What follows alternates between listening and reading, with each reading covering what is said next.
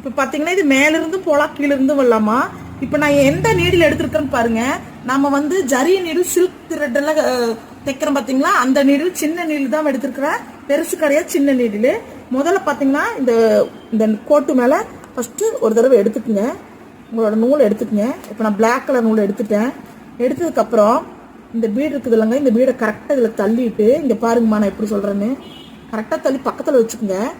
வச்சுட்டு இந்த த்ரெட் எடுத்து இந்த நீடில் இதில் கரெக்டாக பண்ணி உள்ளேருந்து எடுத்துக்கணும். சரிங்களா? ஒன்று எடுத்ததுக்கப்புறம் இதை சுற்றி இன்னொரு குத்தி எடுத்துக்கணும். சரிங்களா?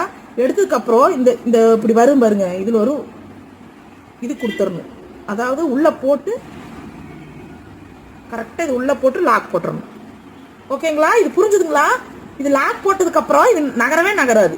இப்போ பார்த்தீங்கன்னா மறுக்கா இது பக்கத்துலேயே விட்டு எடுத்துக்கணுமா. எடுத்துட்டு இங்கே பாருங்க.